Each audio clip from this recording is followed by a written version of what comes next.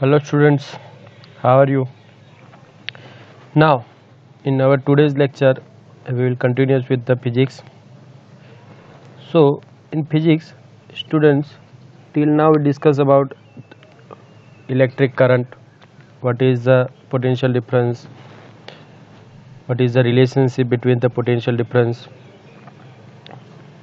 what is the series connections.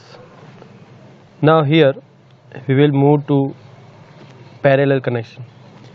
Before shifting to parallel connections, we will take one example regarding the series connection.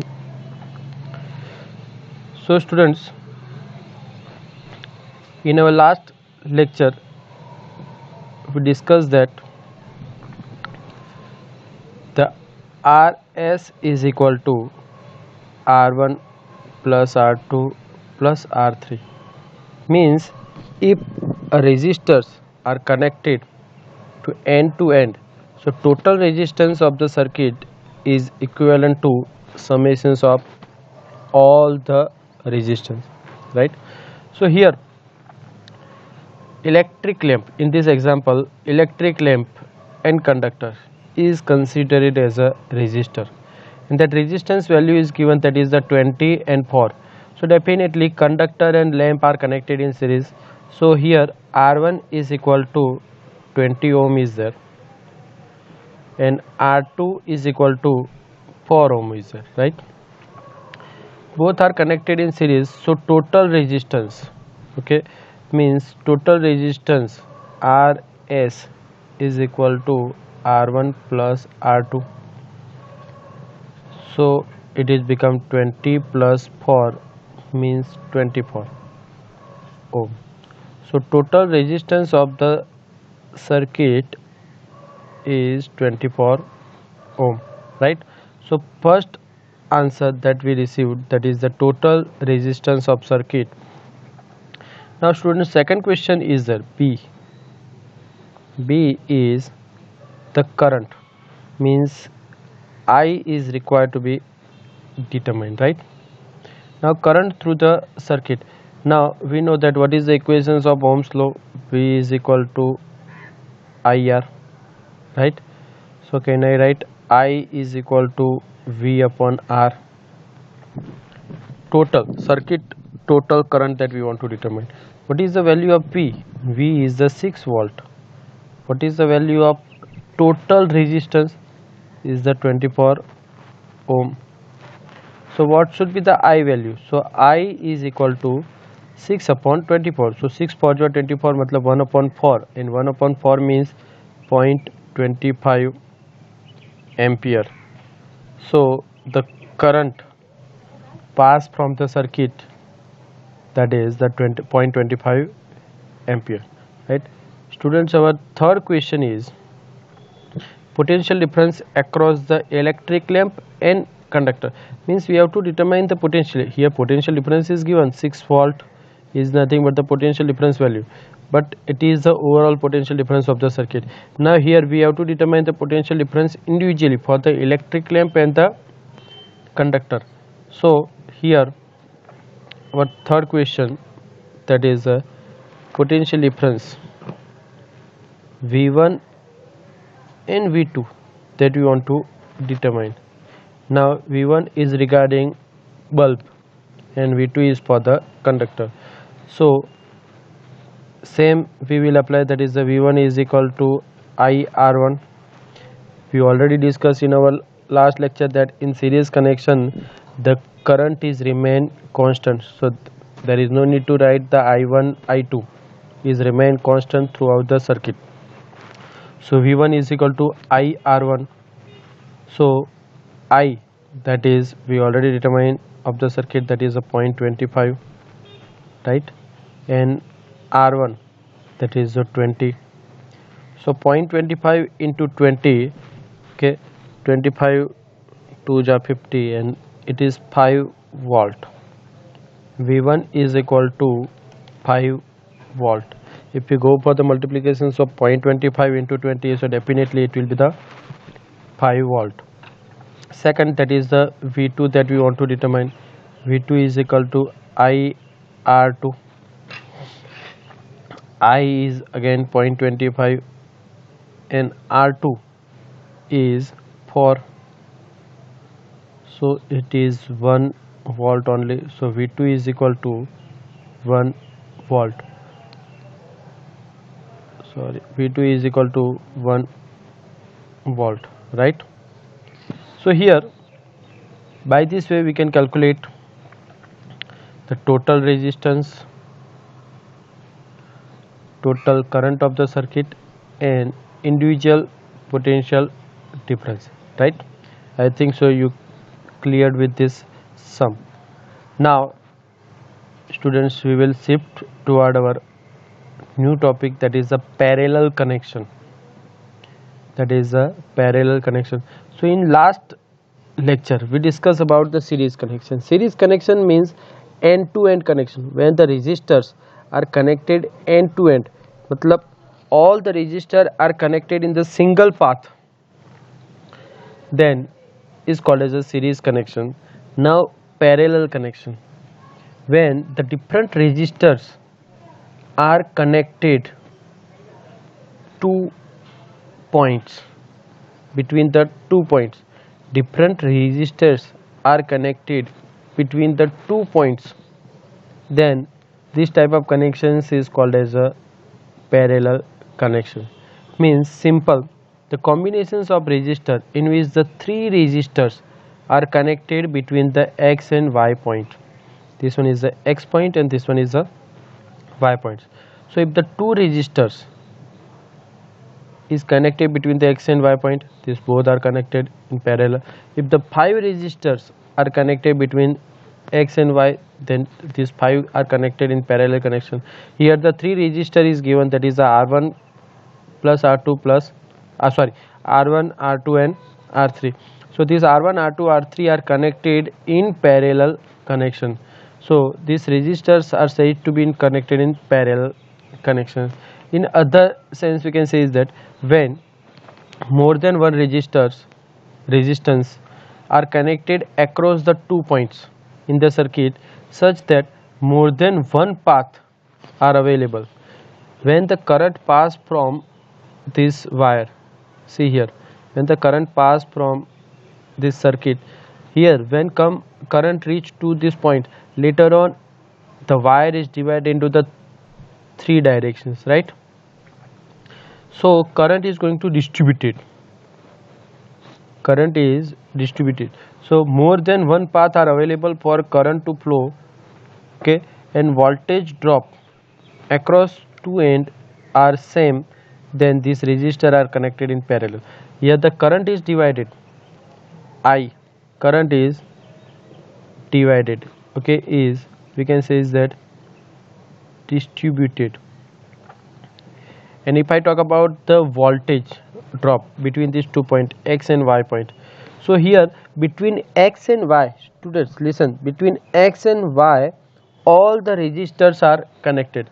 So we already discussed that when we want to determine the potential difference between the 2 points, the voltmeter is connected parallel to the 2 points, okay. तो यहाँ पे मैंने ये और ये point के बीच में मुझे अगर वोल्टेज ढूंढना है तो मैं पैरेलल वोल्टमीटर करूँगा, तो ये वोल्टमीटर R1 का भी हो सकता है, ये वोल्टेज R1 का भी हो सकता है, R2 का भी हो सकता है, R3 का भी हो सकता है, तो वो तीनों का कुछ अलग दिखने वाला नहीं है. तो voltage is remain constant, voltage is remain constant in parallel connections. Voltage is remain constant. See what is the difference between the series connection and parallel connection. In series connections voltage is different from resistor to resistor and current is remain constant in series connection, right? Now in parallel connection voltage is remain constant for resistor to resistor but current is going to change. Why? Because the current is distributed. Suppose यहाँ पे 10 ampere current pass हो रहा है तो वो 10 ampere हर एक में नहीं जाने वाला है, एक में जाएगा 2, एक में जाएगा 4, एक में जाएगा 4, वैसे. It depends on the resistance value of resistor, it depends on resistance value of resistor. Okay, so here, so 3 resistors are connected as we see in the figure. three resistor, that is the R1, R2 and R3 are connected in parallel connection between X and Y point. Okay, one end of the resistor are connected at common point and other end are connected to the common point. Means R1 का भी एक and जो है वो X के साथ connected है, R2 का भी एक एंड X के साथ कनेक्टेड है, R3 का भी एक एंड X के साथ कनेक्टेड है, R1, R2, R3 का दूसरा एंड Y के साथ कनेक्टेड, मतलब common end is connected. So one end of the resistor, सारे resistor R1, R2, R3 are connected to common point that is the X, is connected to the common point that is the X, और दूसरा end that is the Y. So electric current I at X point is divided, as we discussed, is distributed in three parts, and the current flowing through each resistor is depends on their resistance value, as we discussed. Okay, so suppose R1, R2 और R3 है, तो उसका current हम मान लेते हैं I1 है, उसका करंट हम मान लेते हैं I1 है, I2 है और I3 है, राइट. हमने ऑलरेडी डिस्कस किया कि करंट डिवाइड हो रहा है, मतलब जो टोटल करंट है उसका डिवीजन हो रहा है. तो हम कुछ ऐसा लिख सकते हैं कि total current is equal to summations of this three current. Total current is the summations, क्योंकि जो बड़ा सा सपोज 10 एम्पियर करंट था तो उसका डिवीजन हुआ, सपोज एक हुआ 3, दूसरा हुआ 3 और तीसरा हुआ 4. ओके, तो 3 शिफ्ट में, मतलब 3 शाफ्ट में वो डिवाइड हुआ, लेकिन टोटल ये तीनों का टोटल करेंगे तो वो तो इतना ही होना चाहिए. तो उस पर से हम कर सकते हैं कि total current is equal to the electric current flowing through the circuit. So I is equal to I1 plus I2 plus I3, right? So in parallel connection of resistors, voltage drop across every resistor is become same, is remain same as we discussed, क्योंकि volt meter हम always parallelly connect करते हैं, कोई भी दो points के बीच का हमें वोल्टेज ड्रॉप. तो यहाँ पे R1 कनेक्टेड हो, यहाँ पे R2 कनेक्टेड हो और यहाँ पे R3 कनेक्टेड, लेकिन ये वोल्टेज तो हमें ये दो पॉइंट का सेम ही मिलने वाला है. वो R1 के लिए भी माना जाएगा, R2 के लिए भी माना जाएगा और R3 के लिए भी माना जाएगा. तो यहाँ पे तीनों के लिए अलग वोल्टेज मिलने वाला नहीं है. So voltage drop across every resistor is equal to the battery voltage, वो सेम ही रहने वाला है और वो बैटरी वोल्टेज के जितना ही होगा. तो ओम्स लॉ हमने पढ़ा है, ओके, कि V is equal to I R, V is equal to I R, right. So can I write I is equal to V upon R, right. मैं ये लिख सकता हूँ. यही इक्वेशंस को मैं यहाँ पे कर रहा हूँ कि जो पहला करंट डिस्ट्रीब्यूट हो रहा है दैट इज द I1 में मान लूँ, दूसरा I2 और तीसरा I3. तो I1 के लिए यहाँ पे इक्वेशन लिखने जाएंगे तो I1 is equal to V upon R1, I2 is equal to V upon R2 and I3 is equal to V upon R3. V ही रहने वाला है. वोल्टेज हमने ऑलरेडी डिस्कस किया कि वोल्टेज चेंज होने वाला नहीं है, तो उसमें V1, V2, V3 लिखने की ज़रूरत नहीं है. R1, R2 और R3 है, तो I1 is equal to V upon R1, V upon R2 और V अपॉन R3 हुआ.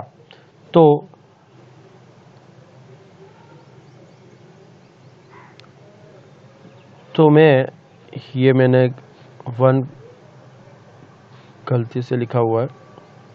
I इज इक्वल टू, ये 1 कंसिडर मत करना है. I is equal to V upon R1. क्यों? क्योंकि I is equal to I1 plus I2 plus I3 था, अरे sorry, I is equal to I1 plus R2 plus I3 था ये. तो I is equal to I1 is equal to क्या है, V upon R1 है, I2 इज इक्वल टू क्या है, V अपॉन R2 है, और I3 इज इक्वल टू क्या है, V अपॉन R3 है. तो मैं ये तीनों वैल्यू I1, I2 और I3 की जगह पे लिख सकता हूँ. इसीलिए यहाँ पे इक्वेशन बनाई है कि I is equal to V upon R1 plus V upon R2 plus V upon R3. तो ये इक्वेशन हमने, जो पुरानी वाली अपनी इक्वेशन थी उसमें से ये इक्वेशन हमने डिराइव की. अभी हम मान ले कि पूरा जो रेजिस्टर है सारे रेजिस्टर्स कनेक्टेड है, वो रेजिस्टर की वजह से इक्विवेलेंट रेजिस्टेंस जो जनरेट हो रहा है, मतलब ओवरऑल रेजिस्टेंस जो जनरेट हो रहा है वो आर पी है। इक्विवेलेंट रेजिस्टेंस आर पी है, मतलब पूरी सर्किट का कॉमन रेजिस्टर आर पी है। Common current that is I है, और कॉमन वोल्टेज तो सेम ही रहने वाला है, दैट इज वी। तो मैं कुछ ऐसा लिख सकता हूँ कि I is equal to V upon R P. Otherwise common R भी लिख सकता हूँ, R1 R2 R3 यहाँ पे लिखा है, तो मैं यहाँ कॉमन आर भी लिख सकता हूँ। तो now if one resistor R लिखूँ या आर पी लिखूँ, दोनों सेम ही होगा। Instead of this three resistor R1 R2 R3 are connected across the battery, the current flowing through the circuit will be same as I, right. तो ये common I is equal to V upon R हमने किया, यहाँ पे मुझे R P करना है। बहुत जगह पे बुक में आर पी भी होगा, मतलब बहुत कैलकुलेशंस में आर पी टर्म्स भी यूज़ हुआ होगा, और बहुत सारी कैलकुलेशन में सिंगल आर पी यूज़ किया होगा। तो आप आर पी के साथ भी लिख सकते हो और आर के साथ भी लिख सकते हो। ओके, मैं यहाँ पे आर पी के साथ अलग से लिख रहा हूँ तो आपको पता चल जाए, क्योंकि कहीं पे भी आर पी आए तो आप कन्फ्यूज ना हो। I is equal to V upon R P लिख सकते हैं, और V upon R P is equal to V upon R one plus V upon R two plus V upon R three. Okay, ये equations form में भी लिख सकते हो, और यहाँ पे अकेले आर के साथ आप मान लो, राइट। तो V upon R is equal to I की जगह पे वी अपॉन आर लिख सकते हैं हम, अदरवाइज वी अपॉन आर पे। तो ये होगा, यहाँ पे वी सारा क्या है, कॉमन है, तो वी को निकाल के उड़ा देंगे। तो यहाँ पे कुछ इक्वेशंस ऐसी होगी कि 1 upon R is equal to 1 upon R one plus 1 upon R two plus 1 upon R three, और हम आर पी के हिसाब से लिखना चाहे तो 1 upon R P is equal to 1 upon R one plus 1 upon R two plus 1 upon R three. R P मतलब equivalent resistance for parallel connection, right? So R is the equivalent resistance of the parallel connections of these three resistor। हमने सिर्फ यहाँ पे symbol, बहुत जगह पे common R use होता है, बहुत जगह पे ये सिंबल यूज़ होता है, तो सिंबल ही चेंज है, बाकी कुछ चेंज है नहीं। नाउ सॉरी, ये पैरेलल कनेक्शन से हमने क्या क्या कंक्लूजन्स लिए कि टोटल रेजिस्टेंस जो है रेसिप्रोकल, यहाँ पे देख लो आप, reciprocal of equivalent resistance is equal to the sum of reciprocal of individual resistance. 1 upon R is equal to sum of reciprocal of individual resistors. Second points कि वोल्टेज ड्रॉप जो होता है वो हर जगह पे सेम ही रहता है, हर एक रेजिस्टर्स के लिए सेम ही रहता है। थर्ड पॉइंट कि sum of current flowing through each resistor is equal to the total current flowing through the circuit, मतलब I is equal to I1 plus I2 plus I3, जो हमने ऑलरेडी डिस्कस कर दिया, right.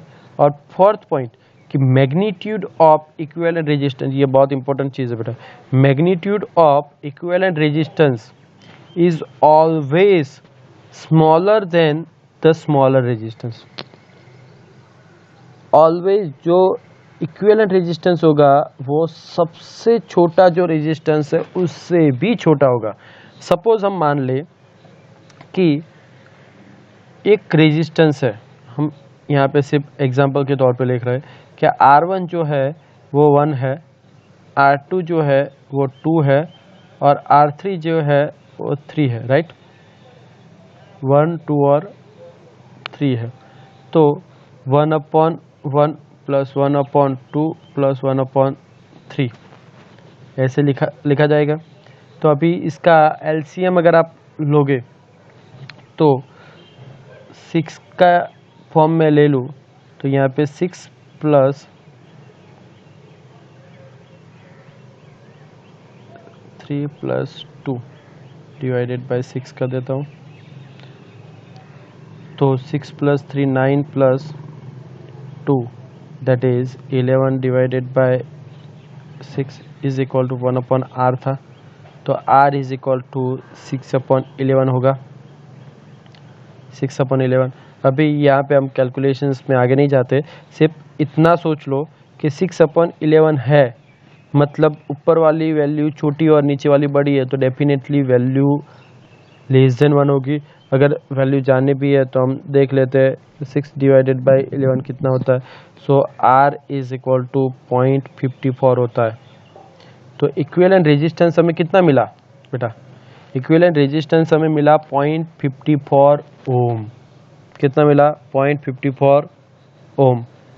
जबकि छोटे से छोटा रेजिस्टेंस कितना था? 1। तो magnitude of equivalent resistance is always smaller than the smaller resistance. मतलब जो रेजिस्टर्स अपने पास अवेलेबल है उसकी जो रेजिस्टेंस वैल्यू, उसमें सबसे छोटी जो रेजिस्टेंस वैल्यू होगी उससे भी कम रेजिस्टेंस क्रिएट होगा अगर हम सारे रेजिस्टर पैरेलल कनेक्शन में कनेक्ट करते हैं। राइट, समझ में आ गया? तो ये वही बात सीरीज कनेक्शंस की और पैरेलल कनेक्शन की। Now here we will discuss some merits and demerits of series connections and parallel connections. Okay, here series connection, पहले हम थोड़ा सा एडवांटेज देख लेते हैं सीरीज कनेक्शन का, उसके बाद सब डिसएडवांटेज ही देखना है हमें। Okay, merits. So series connections के advantage, so total resistance of the circuit increase by connecting the resistor in series, hence the current decrease। तो जब हमें करंट कंट्रोल करने की ज़रूरत है, सपोज मैं वोल्टेज 240 वोल्ट पास कर रहा हूँ या 220 वोल्ट पास कर रहा हूँ, तो वोल्टेज तो उतना ही पास कर रहा हूँ लेकिन मुझे करंट कम चाहिए, तो हमें रेजिस्टर्स जितने अवेलेबल है वो अगर कम नहीं कर पाते तो सारे रेजिस्टर्स को सीरीज़ में अगर मैंने कनेक्ट कर दिया तो मैं करंट को कंट्रोल कर सकता हूँ। So total resistance of circuit increase by connecting the resistors in series. और जब रेजिस्टेंस बढ़ेगा तो करंट कम ही होगा according to Ohm's law. Resistance बढ़ेगा तो करंट कम ही होने वाला है। R is equal to V/I, right. तो जब रेजिस्टेंस बढ़ेगा तो करंट कम ही होने वाला है। Why? Because the resistance and current is inversely related to each other. So to control the current in the circuit, series connections of resistors is useful. That is the first important advantage of the series connection.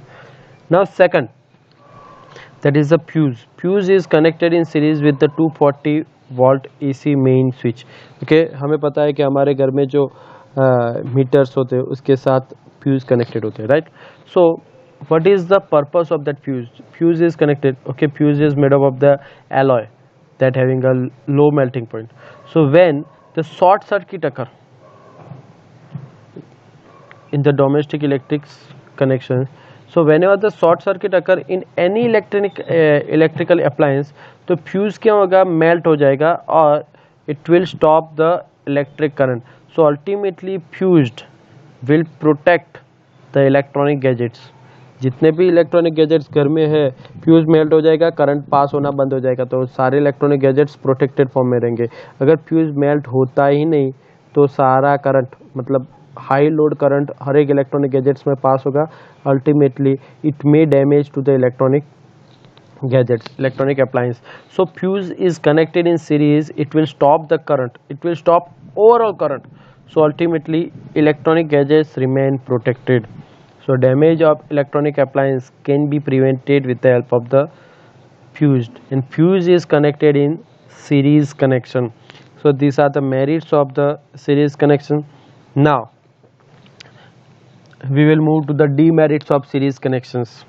So electronic appliances है सारे, okay, अगर वो सारे appliances series में है तो हमने already discuss किया इन सीरीज़ कनेक्शन के वोल्टेज क्या होता है? कम होता जाता है। तो सपोज 3 बल्ब कनेक्टेड है सीरीज़ कनेक्शन में और वोल्टेज हम पास करें 240, तो हर एक बल्ब को वोल्टेज कितना मिलने वाला है? 80 वोल्ट ही मिलने वाला है। सो 80 वोल्टेज के साथ वो बल्ब प्रॉपर्ली लाइट देने वाला नहीं है। so they cannot give the light efficiently because of this less voltage. लेकिन हमें तो पता है कि सारे बल्ब जितने हमारे घर में होते हैं हर एक बल्ब सेम ही लाइट देते हैं, सारे बल्ब जला दो तो भी उनकी लाइट में वेरिएशंस होता नहीं है.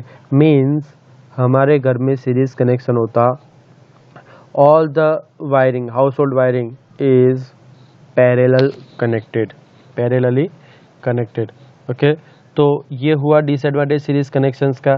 सो इन सीरीज कनेक्शन दूसरा मेजर डिसएडवांटेज कि सीरीज में मतलब ये सपोज हम मान लें कि ये वायर जा रहा है, ये पहले हमने बल्ब कनेक्ट किया, उसके बाद दूसरा फैन कनेक्ट किया, उसके बाद तीसरा ट्यूबलाइट कनेक्ट की, उसके बाद हमने फ्रिज कनेक्ट किया, उसके बाद टीवी, उसके बाद वॉशिंग मशीन, ये सारे के सारे सीरीज़ में कनेक्ट किए हैं. Bulb, fan, tubelight, TV,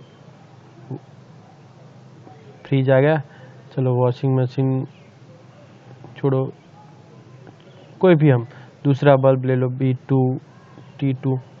okay, यहाँ पे सीरीज़ कनेक्शन में सारे हैं. अगर ये बल्ब उड़ गया तो यहाँ से ही करंट आगे नहीं जाने वाला है, तो ये सारे इलेक्ट्रॉनिक गैजेट्स क्या हो जाएंगे, बंद हो जाएंगे. So if fault occur in any one electronic gadgets, total means all the electronic gadgets will stop working. In series connections, if the fault occur in one appliance, circuit will break and current does not flow in the circuit. Ultimately सारे के सारे electronic gadgets बंद हो जाएंगे. हमारे घर में ऐसा तो नहीं कि बल्ब उठ गया, फ्रिज बंद हो गई. Okay, so in house hold wiring parallel connection is preferable one. Okay, if one of three bulbs get fused, the other bulb do not light up. That is the problem with the series connection. Okay, but if this three bulb is connected in parallel with the 240 voltage, तो हर एक bulb को voltage तो same ही मिलने वाला है. हमने already discuss किया एक पैरेलल कनेक्शन में कि वोल्टेज इज रिमेन कांस्टेंट, तो वोल्टेज तो 240, तो ग्लो भी प्रॉपरली करेंगे. और अगर एक उड़ा तो भी दूसरा करंट ब्रेक होने वाला नहीं है, करंट डिस्ट्रीब्यूशन हो रहा है तो करंट ब्रेक होने वाला नहीं है. तो current continues to flow through the other two bulb and they will work. Thus in parallel connection breakup does not occur. In our house the appliance, fan, bulb light, TV, refrigerator, सारे के सारे appliance जो है are connected in parallel connections with the 240 main lines. और दूसरी interesting things है जो यहाँ पे नहीं लिखी है कि अगर सीरीज कनेक्शंस से हम सारे इलेक्ट्रॉनिक गैजेट्स को कनेक्ट करते हैं तो हर एक इलेक्ट्रॉनिक गैजेट्स की, सारे के सारे इलेक्ट्रॉनिक गैजेट्स की एक ही स्विच होती है. एक स्विच ऑन किया सारे इलेक्ट्रॉनिक गैजेट्स रन कर रहे हैं, और एक ही स्विच बंद की तो सारे इलेक्ट्रॉनिक गैजेट्स बंद हो गए. मतलब हमें पूरा दिन सारे के सारे इलेक्ट्रॉनिक गैजेट्स चालू ही रखने पड़ेंगे. ट्यूबलाइट, फैन, ज़रूरत नहीं है तो भी अगर सीरीज़ कनेक्शन में है तो वो तो कभी पॉसिबल हो ही नहीं सकता. सो दैट्स वाई हमें पैरेलल कनेक्शन ही प्रेफर करना पड़ता है. So equivalent resistance in parallel connections of resistors decrease, okay, and more current can be obtain. हमें ऑलरेडी डिस्कस किया कि पैरेलल कनेक्शन में टोटल रेजिस्टेंस जो होता है वो छोटे से छोटे रेजिस्टेंस से भी कम होता है. तो रेजिस्टेंस वैल्यू कम हो रही है, रेजिस्टेंस वैल्यू कम हो रही है तो प्रॉपर करंट हमें मिलेगा, सफिशिएंट करंट हमें मिलने वाला है. Okay, so this is the benefit of the parallel connections over the series connections. Understand? Now just a minute.